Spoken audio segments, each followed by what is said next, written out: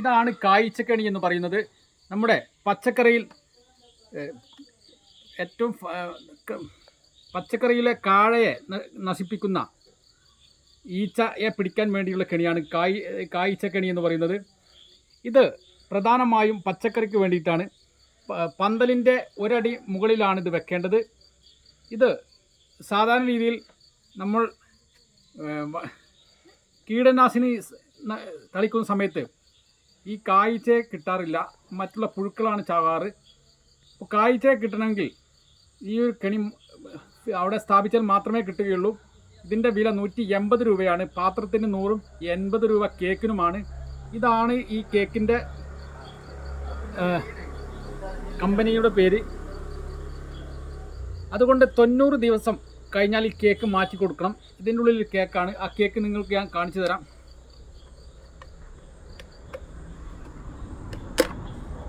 ഇതാണ് കേക്ക്. ഈ കേക്ക് ഇതേപോലെ ഇതിൻ്റെ ഉള്ളിൽ കുടുക്കി കൊടുക്കണം, എന്നെങ്കിൽ മാത്രമേ അവിടെ നിൽക്കുകയുള്ളൂ. ഇതൊരു കാരണവശാലും കുട്ടികളുടെ അടുത്ത് കൊടുക്കരുത്. അതുകൊണ്ട് ഈ കേക്കിൻ്റെ വാസന കൊണ്ടാണ് കായ്ച്ചകൾ വരുന്നത്. ഇതുപോലെ അടച്ചു വെക്കുക. എന്നിട്ട് ഇതേപോലെ തൂക്കിയിടുക. പന്തലിൻ്റെ ഒരടി മുകളിൽ വേണം തൂക്കിയിടാൻ. ഇതിൻ്റെ അടിയിൽ ഈ പാത്രത്തിൻ്റെ ഉള്ളിൽ സ്വല്പം ഉപ്പ് വെള്ളം കൊടുക്കുക. കാരണം ഇതിലേക്ക് വീഴുന്ന കായ്ച്ചകൾ മുഴുവൻ ചാവാൻ വേണ്ടിയിട്ടാണ്. അങ്ങനെ ഇതൊരു 10 ദിവസം കൂടുമ്പോൾ ഇത് തുറന്നിട്ട് അതിലെ കീടങ്ങളെ മുഴുവൻ ഒഴിവാക്കണം. കായ്ച്ച 2 തരമാണ്, ആൺ കായ്ച്ചയും പെൺകായ്ച്ചയും. രണ്ടും ഇതിൽ ട്രാപ്പിൽപ്പെടും. പക്ഷേ പെൺകായ്ച്ച ഇതിൽ നിന്ന് രക്ഷപ്പെടും. പെൺകായ്ച്ചയെ നശിപ്പിക്കണമെങ്കിൽ തുളസിക്കണി എന്ന് പറയുന്ന കെണിയുണ്ട്. അതിൽ മാത്രമേ പെൺകായ്ച്ച പെടുകയുള്ളൂ. ഇതിൽ ആൺകായ്ച്ച മാത്രമേ പെടുകയുള്ളൂ. ഈ കേക്ക് വളരെയധികം വാസനയാണ്. വാസന കൊണ്ടാണ് ഈ പ്രാണികൾ വരുന്നത്. അതുകൊണ്ട് വിഷരഹിത പച്ചക്കറി ഭക്ഷിക്കണമെങ്കിൽ ഇതേപോലെ കെണികൾ സ്ഥാപിച്ചാൽ മാത്രമേ കഴിയുകയുള്ളൂ. ഈ കെണികൾ തന്നെ പലതരത്തിലുണ്ട്. ഒന്ന് ചെമ്പൻ ചെല്ലി, കൊമ്പൻ ചെല്ലി.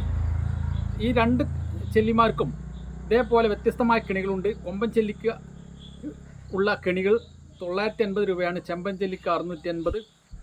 അതും ഒരു വ്യത്യസ്ത രീതിയിലുള്ള കെണികളാണ്. അതുകൊണ്ട് 20 സെൻറ്റിലേക്ക് ഒരു കെണി എന്ന രൂപത്തിലാണ് ശാസ്ത്രീയമായി ഇത് പറയുന്നത്. അതുകൊണ്ട് തന്നെ ഇത് പച്ചക്കറി ഉണ്ടാക്കുന്ന ആളുകൾ നിർബന്ധമായും ഇത് വെക്കേണ്ടതാണ്. അല്ലെങ്കിൽ ഉണ്ടാകുന്ന ഓരോ കായകളും, പലതരത്തിലുള്ള കായകളും ഈ കായ്ച്ച എന്ന് പറയുന്ന ഈ കൊതുക് നശിപ്പിച്ചു കളയുന്നതാണ്.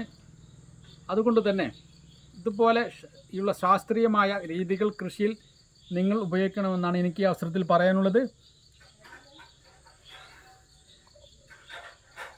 അതുകൊണ്ട്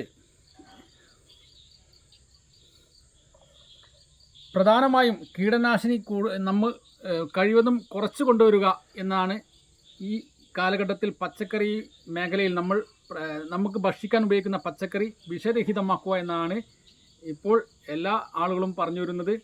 അതുകൊണ്ട് തന്നെ ഈ കെണി നിങ്ങളും നിങ്ങളുടെ പച്ചക്കറിയിൽ പരീക്ഷിച്ച് നോക്കുക. വളരെയധികം വിജയകരമാണ്. ഓക്കെ.